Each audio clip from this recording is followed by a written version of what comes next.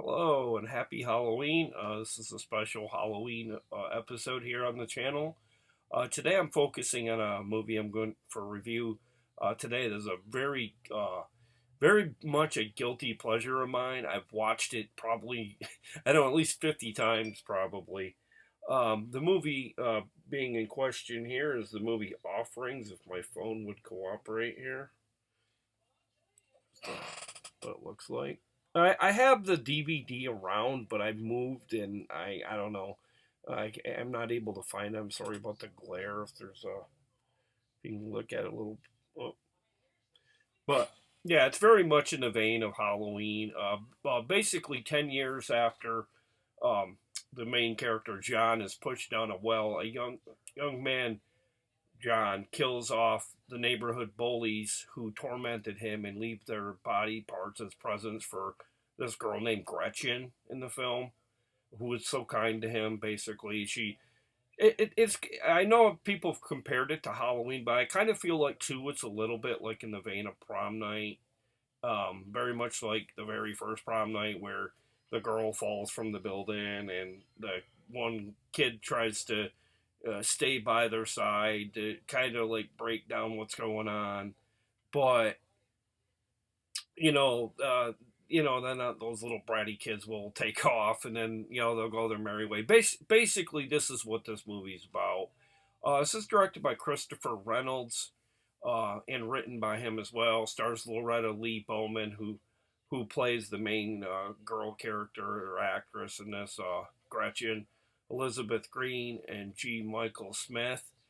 I caught this one on YouTube. Like I said, I wasn't able to find the first, the DVD to it. I have a couple versions. One was a very like really bad bootleg to it. Uh, Years ago, I don't know if you ever remember the uh, video outlet store Saturday Matinee. That's where I first discovered this awesome film, Offerings. I had a VHS copy, and then I got rid of all my VHSs, and I wish I would have kept this one out of pretty much all of them.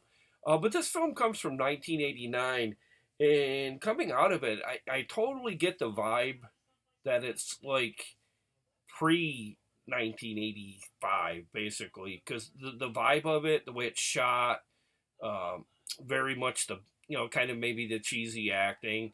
I know this doesn't sound like I'm selling it, but I totally am, and I love that era of the slasher. Um, I would definitely put this probably in my top 10, maybe top 15, possibly no lower than 20 in all my slasher films. And I mean, you're talking about a big uh, uh, sum of movies that are slasher related, but this has everything you want in it. It has some fairly gory kills based on its budget. The film was shot in Oklahoma City, and there's an institution that's in this film as well that more or less it makes it look like it's actually where they shot it, and like there's really not. I guess there's really not this mental institution where this John character escapes. But some really good humor in this as well. Joke about a kid getting caught by a cop, and he goes to the kid. He goes, "What's your name?" And the kid goes, "Ben." And he goes, "Ben what?" And he goes, "Dover." And he goes, and the kid goes, "It's Ben Dover, sir." And then kid runs away, and he turns, and the cop turns around, and he's like, "Bend over." It's it's really kind of uh, dad humor kind of stuff, but nonetheless, really, I see a mixed bag on this film as well. I see it didn't do very well on Rotten Tomatoes, but really does pretty good for a slasher film on IMDb. Um, I was trying to think if there's any other stuff in here that I've seen people say like it's a Halloween clone, but I kind of feel like there's a stronger. It's not a better movie than Halloween by no means, but I feel like the story is actually better in a way because you don't really know. I've never really understood why Michael really wants to kill Lori, other than I guess because I don't know if he just wants to be alone. I've never really understood that, but this one is more or less he comes back because all the people that were friends, well, somewhat friends to him, abandon him when he falls down a well, and then he falls and he gets disfigured and kind of screw loose after that point. It's mentioned that he cannibalizes his mother too, and I'm not sure if that's accurate. I don't know if that's just something that the doctor in the one scene is just kind of making light of him because he does work in an institution. But this movie is also featured in the director's film Lethal Justice from 1991, so check that out. Kind of look for that little Easter egg if you happen to catch that movie. But yeah, you can't go wrong. It's a perfect slasher film for this Halloween.